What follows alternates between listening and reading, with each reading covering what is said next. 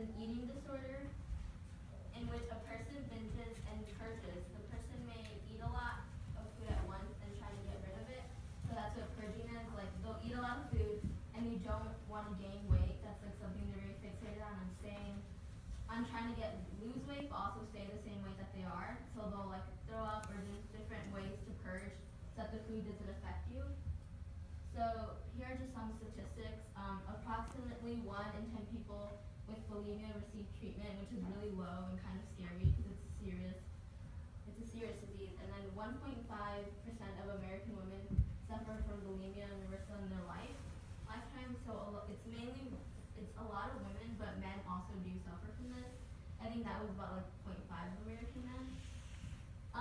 A misconception is that people with bulimia only vomit in an effort to purge, but vomiting is just one way people will like get rid of the food that they. There are several other methods they use. The methods include the misuse of laxatives and derivatives, which is just like pills that they take, but they'll do it really like a lot. And excessive exercising and excessive dieting. So even if they'll hurt, they'll try to do like 50 push-ups, even if they're like hurt and it affects them really bad. And like they'll go on fast for several days to make up for all the eating. And then like a recommendation that I thought of for people with bulimia is to really become familiar with it, because there's a lot of like stigma around it and not many people know a lot about it. So if you have it, it's best to inform yourself on it so you know what to do. You should always talk to someone you're comfortable with or like call a helpline, because if you're just dealing with it, it can lead to depression. Because a lot of people who have bulimia, they end up going into other like diseases like addiction, also like depression. And you should seek medical, psychological, and psychiatric treatment to better yourself. It really won't work if you just do it by yourself and try to like hide it. Like I said, only 1 in 10 people get treatment. So binge eating, I didn't really explain that, but it's pretty obvious. It's like when they consume so much food in a short period of time, and food that normally you wouldn't eat. And it's really hard to see when someone has bulimia because, like I said, they eat a lot, but like they throw it up or they do like something else to get rid of it. So they usually stay at the same weight. A lot of people think that it's like anorexia, well, they'll be really skinny, but it's really hard to tell when someone has it. Yeah, like I said, I thought that picture was good because it just shows how like all they can think about is food, and even like one of the symptoms is mood swings with bulimia, because if they don't have their food, they just get like really uncomfortable and angry because they just love it when they're binge eating. And one thing I noticed is that I've seen like a lot of like stuff about bulimia in like TV shows and stuff. Like there's one show that I really like, Gossip Girl, and I didn't even realize that like the main character, she had bulimia until there was an episode about Thanksgiving, and she was really upset that day, and so she ate like a whole pie in Thanksgiving, and she ate like so much food. And then it just brought flashbacks of like times where she would either like eat a lot or barely eat anything at all, and then it would show her like going to the bathroom. And so I thought that was kind of cool in a way, like not to glamorize it, but I think it also brought awareness, and that show is like a lot of young girls watch it. So I think if they see someone they know has it and getting help, it'll encourage them to get help. And then I also realized how many like celebrities have this. Like I don't know if you guys ever watched the documentary with Demi Lovato. She had like bulimia and like it led to like depression and stuff, so that also brought awareness. And it showed her with it. And there's also like so many other famous people who had it, which I think it's cool when they speak out and they don't try to hide it, because it encourages people to go get help. Like many of their fans will say how much they helped them. And that's all right now, but I'm just waiting for the activity. I'm gonna go check on it.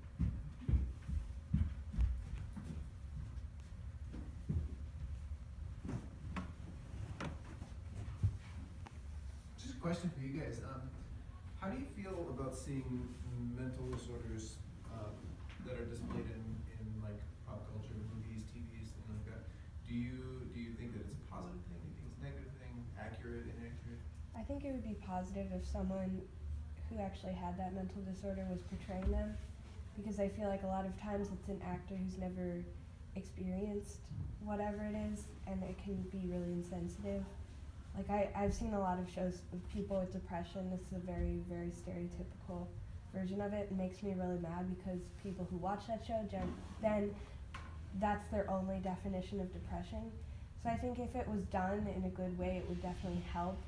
But the way that it's being done in 90% of shows is not helpful in the slightest. So it could reinforce stereotypes in a negative way, but if it was done in a Okay, you guys. in a correct fashion.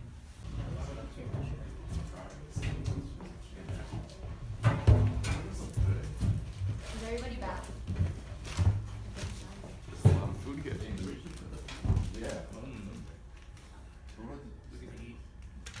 Okay, so this was supposed to show how like you guys came back, and now obviously you see all the snacks are open, but you don't remember eating them because you didn't. But people with bulimia, when they binge eat, they don't even realize that they're binge eating until they see the wrappers in front of them, and they realize, oh my god, I just ate all of that, and which is how they go into like the spiral effect. And so I was gonna ask you guys like, how do you enjoy your snacks? And obviously you didn't eat them, but that's like the point across. Like some people describe it as like an out of body experience.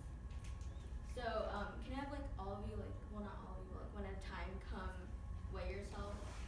You don't have to look at the number if you don't want to. There's a card on it, but yeah.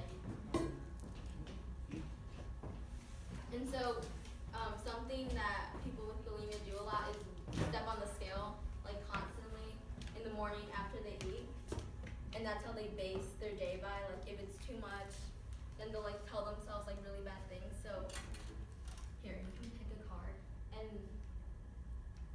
so that says 15 lunges because like I said, one of the ways they get rid of the food is they do workouts, like excessive workouts. So can you do the 15 lunges? Lunges. Yeah. Do you know what lunges are? Is that If you something don't- with the legs? Yeah, like this. Oh, so you want me to get off the scale? Yeah.